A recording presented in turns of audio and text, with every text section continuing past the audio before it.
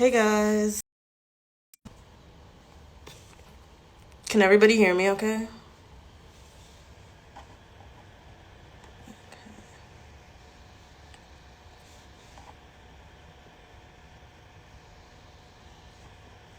Okay, I hope I did that right. Let's see.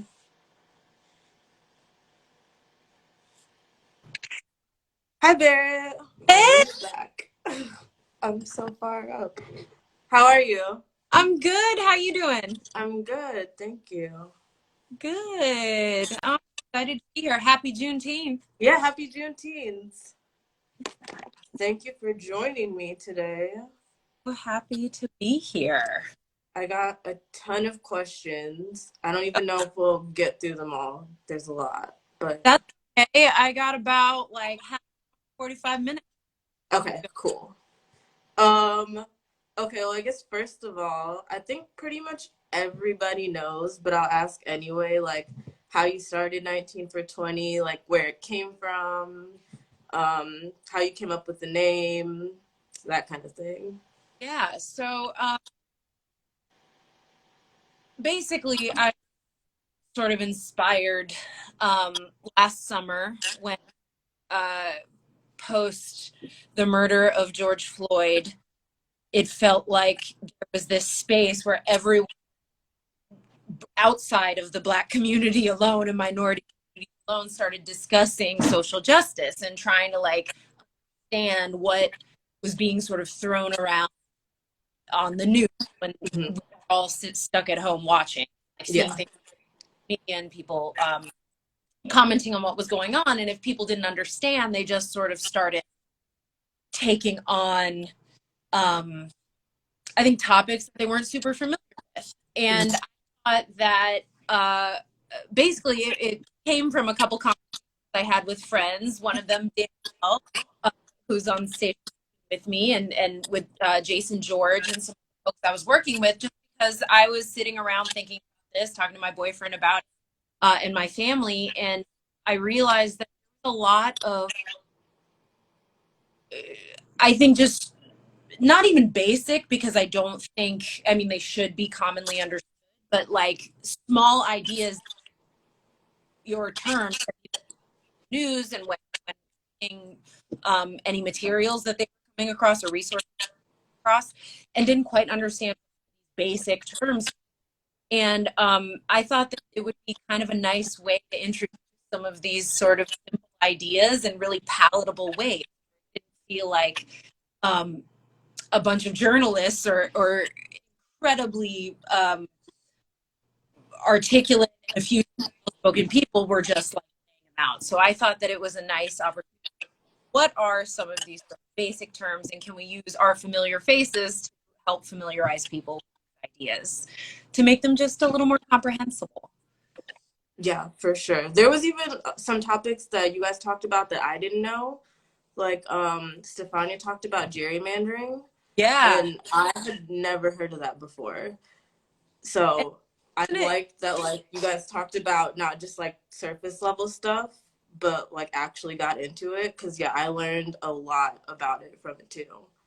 Yeah. Do you find, can I ask, do you find like, especially because it's coming up a lot right now with the sort of political landscape that we're all living in, Mhm. away, gerrymandering has all of a sudden taken like a front seat. And it Mhm. feels like maybe, hopefully, people understand it a little bit better. Yeah, oh yeah, for sure. Because I feel like maybe people knew about it, but not quite the terminology for it. But I feel like I didn't know about it at all. And Yeah. a lot of people I know didn't know about it at all. So I feel like it's definitely coming to the forefront a lot more and people are understanding it more. So I think that's great. Yeah, me too. Yeah, for sure. Okay, let me see. There was a question. Okay, I'll just start at the top and then however much time we have, I'll just go through Sure. it. So Talented Essence asks, what is your definition of women empowerment? Wow. Um, Personally, and of course, I'm speaking for myself, I think that it's not being afraid.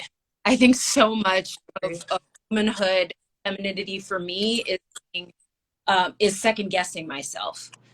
and doubting my capabilities, or seeing myself reflected at the eyes of others as less, and not knowing quite how to tackle that and be brave, and not be afraid. And I think that that is empowerment for me, is not being afraid to share my opinion, not being afraid to speak up when I think something isn't right. Um, and I have my way of doing that. Other women have their way of doing that. But that's important for me. It's something Nina Simone said recently, that freedom is not Mm-hmm. is no fear. And I'm like, that's kind of, I identify something towards. So that's what I do. Oh wait, some people said your audio's cutting Oh, out. I'm sorry. I'm in a hotel right now. Okay. I Really can hear you fine, but good. yeah, some Okay. people are saying that, but we'll work around it. Okay, we'll try. Sorry. Sorry, guys. Yeah, I agree, especially as a Black woman. I feel like so many people expect us to be afraid. And I mean, a lot of the times we are, but I feel like we shouldn't be, and we definitely shouldn't have to be. So I agree with you 100%. Yeah. Good. Let's see. So Maya asked, having been on TV and in theater, do you think that one is more progressive than the other when it comes to diversity? Whew. That's a good question. Live entertainment has always been a space that, I guess, the larger world allowed Black people to thrive as live entertainment historically, and that has some issues. We still, having in theater and knowing the landscape of professional theater right now, Broadway community. Sorry, I'm trying to speak slow because I can hear my audio. Oh, that's okay. No, it's my fault. The I think that television, of course, reaches a wider audience, but live theater can communicate with the audience where they are. And I think the audience of theater is not diverse enough, of professional Broadway. I mean, we need to be looking outside of that for community support, because there's a pretty exclusive community that has access to live theater right now. And so I would probably argue that television has a way to reach more people if we're in representation and what it means on a larger scale. But I think that experiencing the power of a live performance and the ability to connect with people in person is incredibly valuable. So that's a really difficult, I don't know, that's a difficult disparity. Yeah. Yeah. Well, I grew up in theater, and like I grew up in a pretty white city, so like I was like one of like two Black kids in every theater production. And I feel like, well, I guess maybe more so back then, like, you know, a lot of the roles are for white people, and they don't really like stray from that. So Right. like if there was like Fiddler on the Roof or something, like we were forced to like be in the chorus because like there was no roles for us. Whereas I think maybe on TV there's a little more room for diversity, for like for at least like more colorblind casting. So it's like, yeah, it's a toss up. Well, it's interesting. I mean, you're a writer, right? Mm-hmm. Yeah, I mean, that original is the way of the Yeah. future, because Yeah. it's to establish their material with whatever they choose. Mm-hmm. Of course, because of systemic issues we have, a lot of those roles are ultimately to go to white actors. But as we sort of open up that idea of what original material can be, what kind of material is produced, both on stage, on film, I think that the opportunity hopefully will start coming, because if we're just sort of resurrecting old material, to end up in the same position where, like, Yeah. is it about doing an all revival of some old show or producing something new that's going to help Yeah. understand Exactly. we don't have to either or. Yeah. That's like kind of my issue with like remakes and stuff is like I don't want black versions of things. I just want new black things because there's like so much stuff we haven't done, like so much material that's untapped. Like I don't need a remake of something white. Like I mean, I can enjoy the white version and just give me something new and black and Right. be good. Totally. Yeah. Let's see. Oh, okay. I guess this is kind of tying into it. Talia asked, "What does it mean to you to represent a black female firefighter?" Um, it's pretty amazing. I mean, I've met several, not many black female firefighters. I have white female firefighters, but um, it's a really wonderful, tight knit, I think, community. Sort of like when black set, it's like, what's your name? Like, Yeah.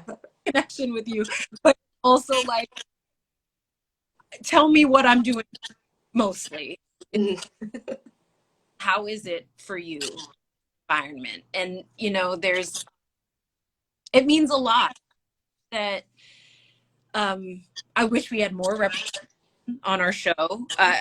Yeah. See that.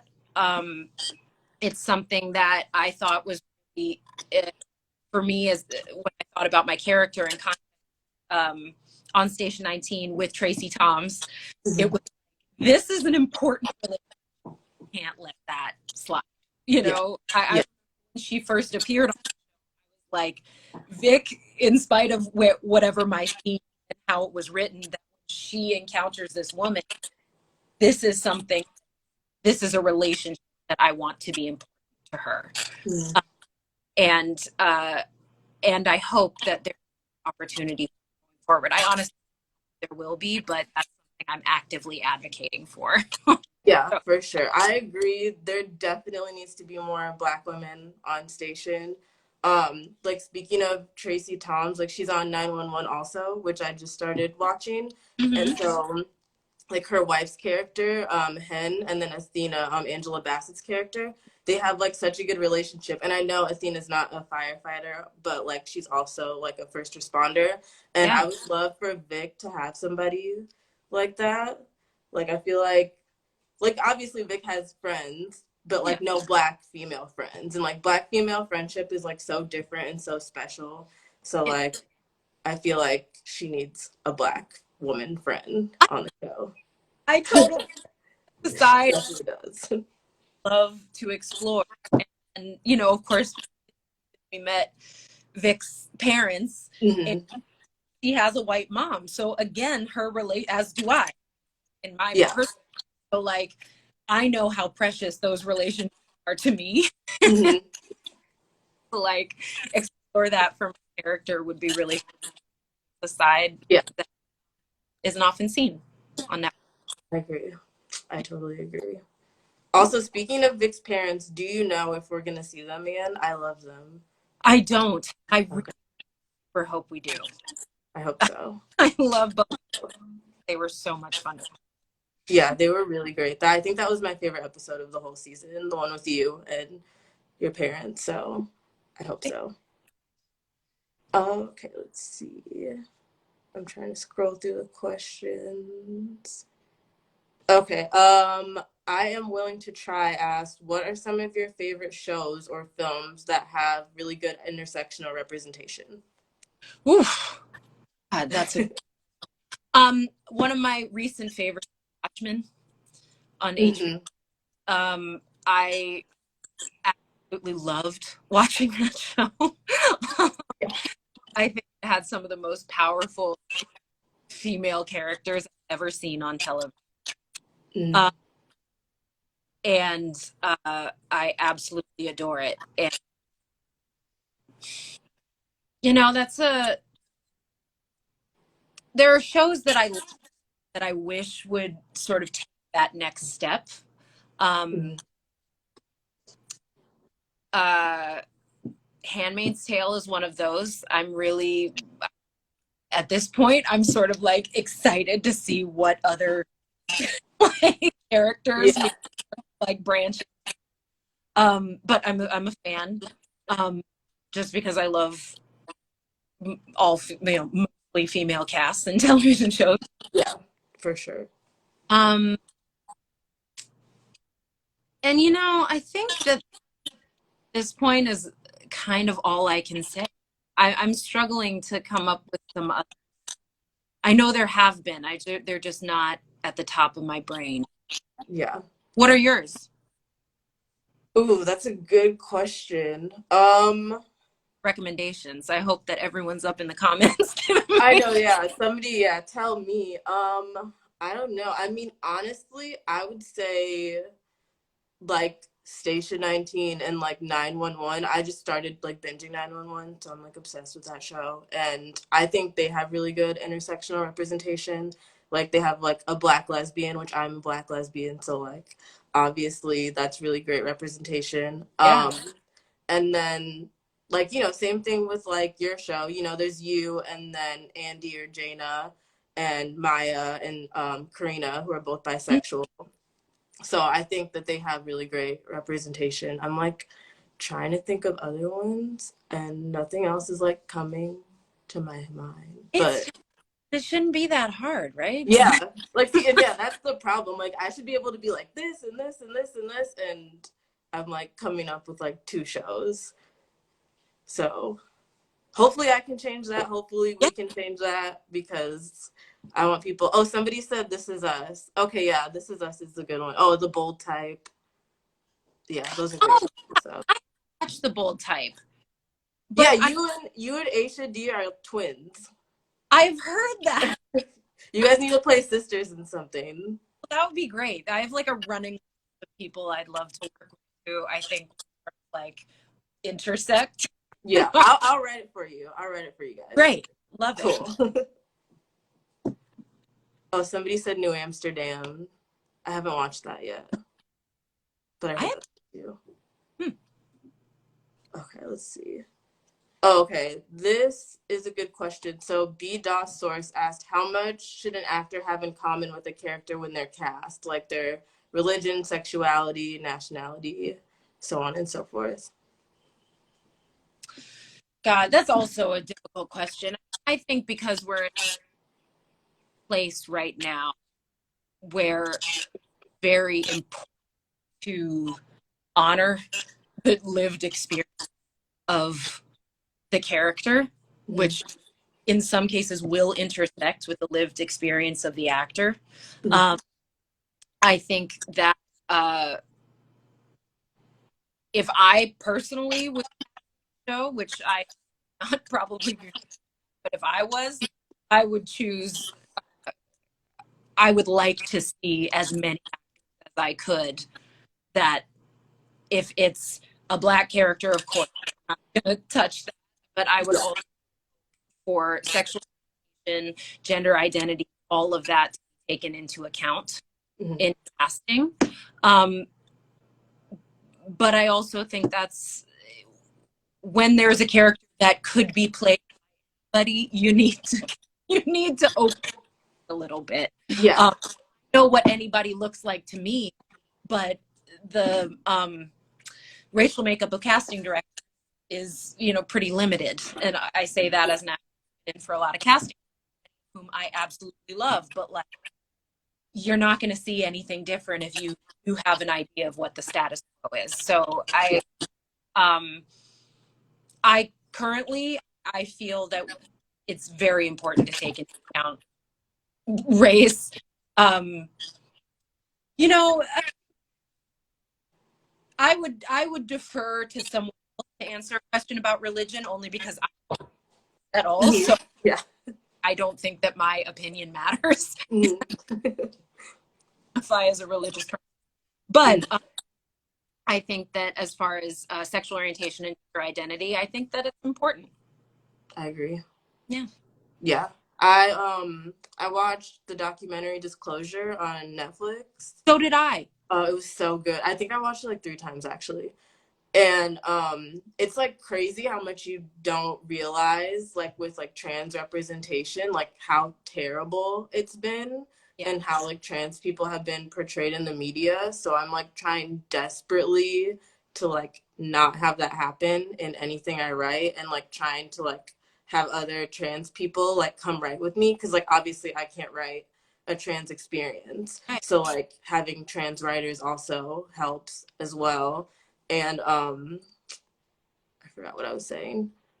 Something, oh, and just like having, oh, and having cis actors play trans characters, and like how harmful that's been, and how like they've won awards for it, but like trans people can't win awards for playing trans characters. Well, Like it's ridiculous.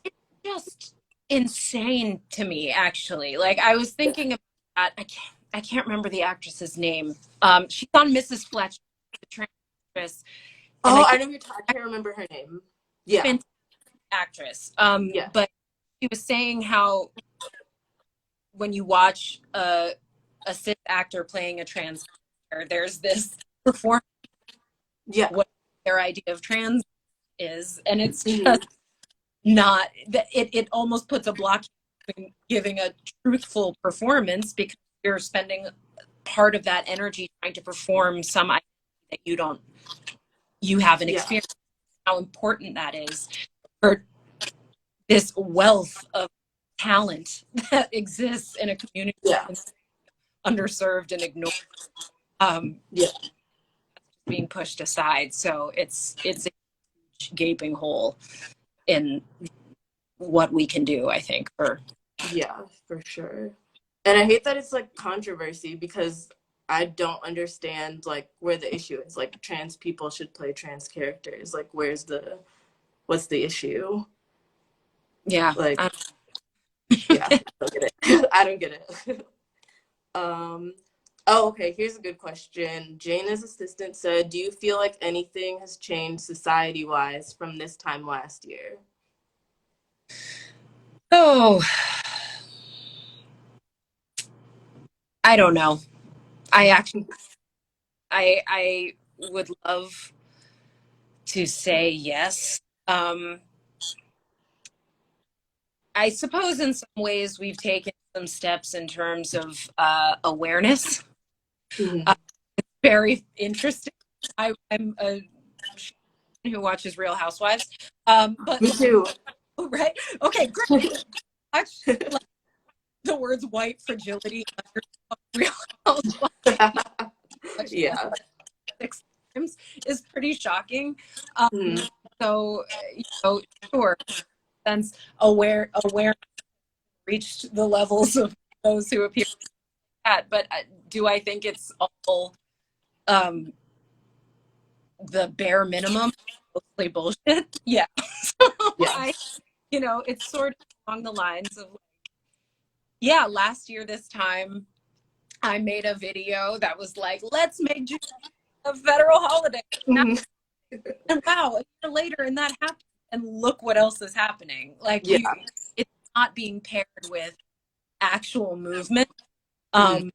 We're still being laws and actual like legal progress being constructed by more shitty white guys Yeah. and like Yeah. women. And, like we're like we keep getting stuck. So Yeah. I wish I could say yes, but I feel like I can't. Yeah, I agree. I feel like, honestly, I just feel like it's more performative now than anything. I feel like people are just doing it because they don't want to look bad. And so it's like the same thing with like Juneteenth. Like, yeah, we've made it a holiday, but like for Black people, it was always a holiday. Right. So like nothing's changing for us. Like we've been celebrating this since it's first started. So like, yeah, I don't need like businesses to send me like Juneteenth emails. Like that does absolutely nothing for me. Like make the actual change and do like the actual work on a daily basis, and then make it a holiday. But you can't like make it a holiday while like Black people are still getting killed for no reason. So yeah, I I agree. I don't really think anything has changed. I Yeah. hope it will, but in the last year, no. But you can keep trying. Hold on, Yeah. I saw in the comments someone said I think her name's Jen Richards, that actress. Is that right? Hold on, I can Google it really fast. I'm right here on my computer. I saw it pop up and I just wanted to call her out. Yes, that's her name. Great. Okay. Yes. Awesome. Yeah. She's She's really great. I saw her in a short film when I was in school, like a year ago. Oh yeah? And yeah, and I had no idea who she was, but I think it was hers too. Like I think she like wrote and directed and started it and everything. I wish I could think of what it was called, but like it was about a like trans girl going to see her family because like her grandma had died, but like she hadn't been in communication with her family because they said like don't come unless you're gonna dress like as a man, and she ended up going anyway. And it was really good. Like everybody was crying, but it was super good. I can look it up and find out what the name was, but I loved it. Um, okay, let's see. I'm trying to find. Oh, okay. Here's a good question. Samantha Ann Williams said, "How do you go about changing an older generation's mindset?" Oh man, that's another very um God, I don't know. I'm having a it's a little I'm having an interesting experience right now actually working on the project I'm working on. Like I feel very much of a different time than Mhm. some of the people I'm working with. And it's very interesting because I know that I'm in a temporary, this we're only for about 5 weeks, and I only have so much time with these folks, and I also want to be at work and come home without having a drama and like stress. Mhm. Yeah. If I sort of blow someone's spot, like in public about some of the things they. Uh, so that's a really challenging question I'm currently struggling with because I would love to say that I knew how.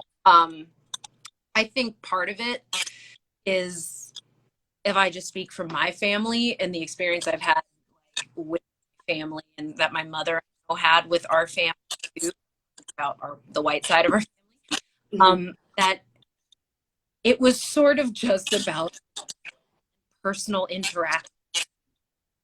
So if you have friends who fit, if you're trying to mind to something specific, um, if it's about race, for example, and you're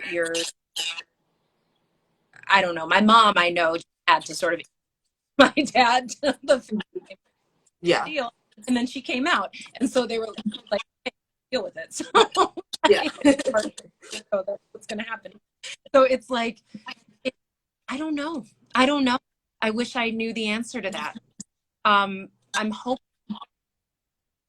that as younger generations than I mean, I'm 32, so like anybody than me is going to have a better understanding the world is headed Yeah. simply because they're younger and they are the future.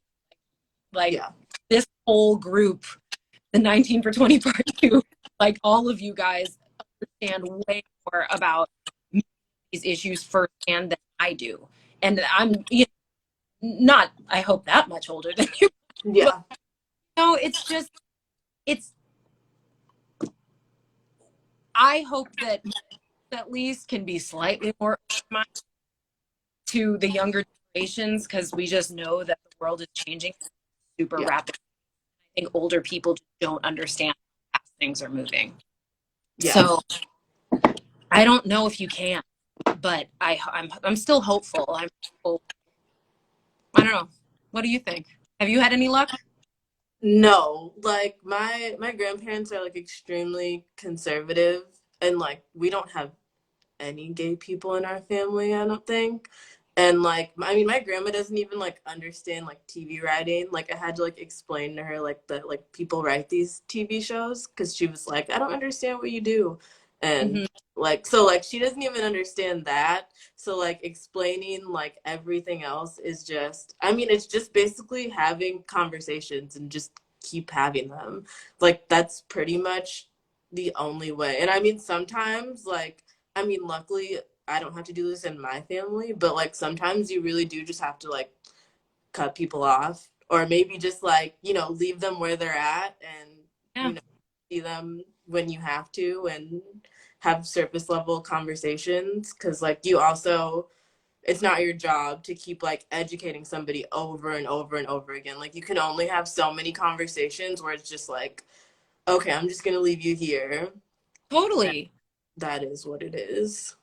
And like your leverage is sort of also the gift of your presence in their life. You know, Yeah. Yeah. I'm here, I'm sure that's as much as me as you're gonna get. Yep. Like, Yeah, that's it. uh, okay. Okay, so Isabella said, "What is the most valuable thing you've learned while doing 19 for 20?" wow. I think it's actually people's willingness to learn something, an openness to take on a challenge, try something new. Um, and that was a surprise that I actually keep reminding myself I'm really depressed about the state of things, you know, you like from earlier, Yeah. like depressed about it, which I do. It makes me really happy that even during that 19 weeks, it was like, oh my God, these people are actually willing to like try, not only the people who participated, but also all the people who watched and supported, absorbed something from it, or it inspired. That was like, wow, we're way better off Yeah. because off of that, you know, not only early pandemic time, but the years preceding that, I just thought there was no way that people were going to adjust or start to make any adjustments. I didn't know that I was making adjustments. Yeah. And so realizing that way more open for that kind of an acceptance was really exciting to me. And it takes a lot of humility. There are surprising people who have that. Yeah, I agree. Yeah. Oh, I'm trying to think. How much more time? I don't want to keep you No, over I got like maybe 10 more minutes. 10 more minutes. Okay. Yeah. There's questions down here. I'm not, you're like the expert at this. I don't know how to do this stuff. So there's Honestly. questions. I'm trying to read them.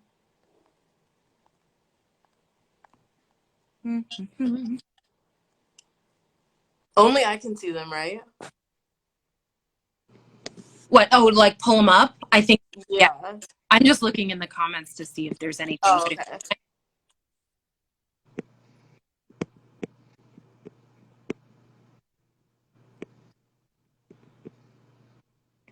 Okay, here's one. Does that work? Can you see that?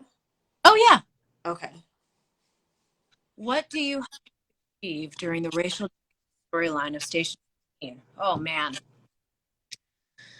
Whew. Well, I mean, part of it, I can't say, I can't take responsibility for that either. You know, it's an interesting like, position you're put in as an actor where you're playing actors. Yeah, obviously, I'm a young Black woman and like that way, and so is my character, of course.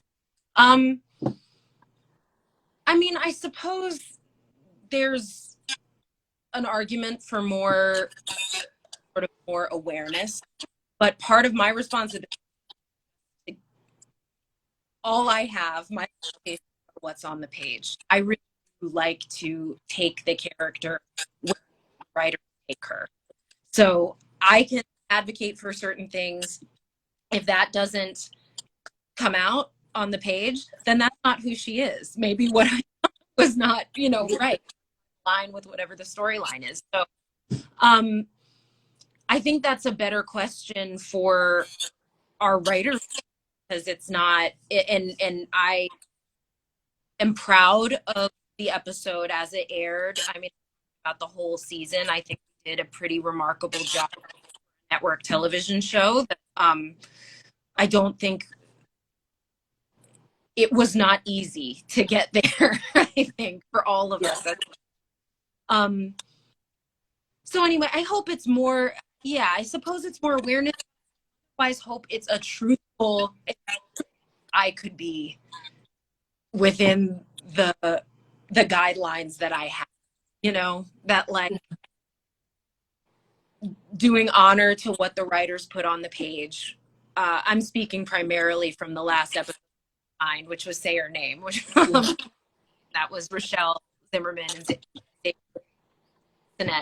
And like Xavier's Black, he's queer, he has an amazing point of view that I think is such a welcome addition to our show.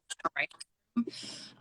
And Rochelle had a wide berth of knowledge also, and he tried to collaborate a lot, and we talked a lot about it. And yeah, I don't know. I would ask them, because I'm proud of it, and I'm proud of what we came up with, but I don't know if there's a lot to say in terms of what you hope to achieve with you're trying to tell a story, and that was the story we told. Yeah. You know, there's like I remember saying, this isn't a TED talk. This is it's a story. Yeah. So can we, like, how can we make sure we're telling a story that have, you know, hopefully isn't rife with like problematic moments, but also can tell something that's one story out of the definitive story, and to give a message, even if it sort of has, you know, I don't know. That's kind of the answer.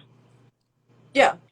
I mean, that makes sense. And I mean, I agree what you were saying about like the TED Talk thing, because I think sometimes things can get like preachy, and you tune out because you're like, oh, not this again. But I think you do a great job at portraying Vic, and like everything that she was saying. I know, like, I talked to my other Black friends who watched it, and it like hit close to home, and like the way you delivered it was like incredible. And I know there's like a part Vic said something about like she like goes to sleep with like a knife next to in her nightstand or something like that. And like, yeah, it was just extremely relatable. So yeah, I mean, I think you did a great job. I think you achieved whatever it is you wanted to achieve and more. So yeah. He rephrased really long-winded and sort of stupid answer that but I think my achievement were like, you know, it's an actor. I like to talk about, like, when I look at a long speech I did in the restaurant, I try to break and say, what am I trying to do to my parents, not to the audience. I'm not talking to the audience. Mm-hmm.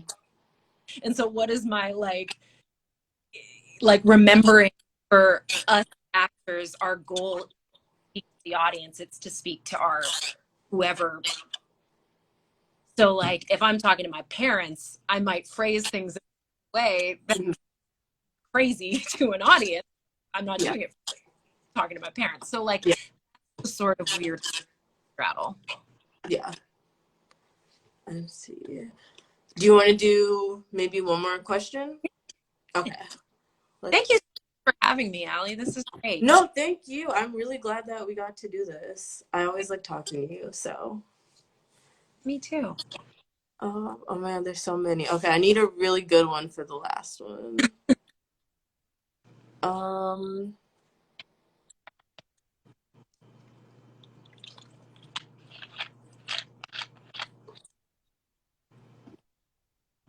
Okay, I'm gonna go with this one. Ooh. Are there any topics that have not been addressed in Station 19 that I feel should be? Yeah, a lot. There's a ton. I agree. Yeah, I mean, it feels like because we were living in a real world last season, going forward, I that in some ways we open that up a little more. I mean, I personally to get out of the COVID bubble, if you will, but like it's of course it was really, really frustrating for us, literally, but also story wise. Uh, but I think if it's about telling specific stories that are true to hit on, I think that I would love to see more of certain represent that are I'm a huge advocate for yeah. Yeah. Play Jason's sister Roz. Uh, Mm-hmm. wonderful. More of her in our show. Mm-hmm. I advocate for. Um, and I think I would like to see a more feminist slant having with the other women on the show. And I Yeah. love the guys.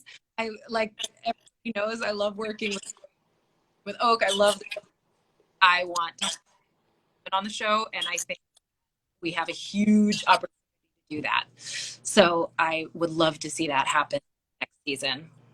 Me too. I think there needs to be like an all women episode. Totally. That would be great. 100%. Nobody Like I need more of it. are like on set, and I keep joking. I'm like, I think Danielle, and I bring it up every time we're new who works at our show. We're like, we haven't had a scene together, just the since like everybody has been saying like all me and all my friends are like Vic and Maya need to be best friends. Like totally. it needs to happen. Vic and Karina also, like the scene with you guys in the finale. Oh my god. I So mean, good. I love all of the ladies. Love to work with all of them. So I'm hoping that. What about you? Do you have anything? I would love what you think. I have so much. We don't have time for everything that I want to say. I have Oh, so much. Yeah, I don't know, just more of the women. Obviously, I want more Black women, more trans characters, and yeah, I definitely want more of like Vic and Maya's friendship because yeah, you and Danielle have like great chemistry, obviously. So like, you guys definitely need to have more scenes together. But just like exploring like all of everybody's friendship like as women as a whole, because I feel like they never talk about it, like the characters don't really ever, like it's all very like surface level interaction when it comes to like the women. And like Maya and Karina just got married, so like I feel like it should all be like integrated together. But I could go on forever. We don't have time for all of my ideas, so I agree. I think that like the nuance of female friendships, especially in like a male dominated industry, are mhm. the politics. Like there's so not the literal politics, the like nuances Yeah, how yeah, that functions, I think are so it's like so interesting. So I hope that we get an opportunity to. I hope so. That would be great. Oh, awesome.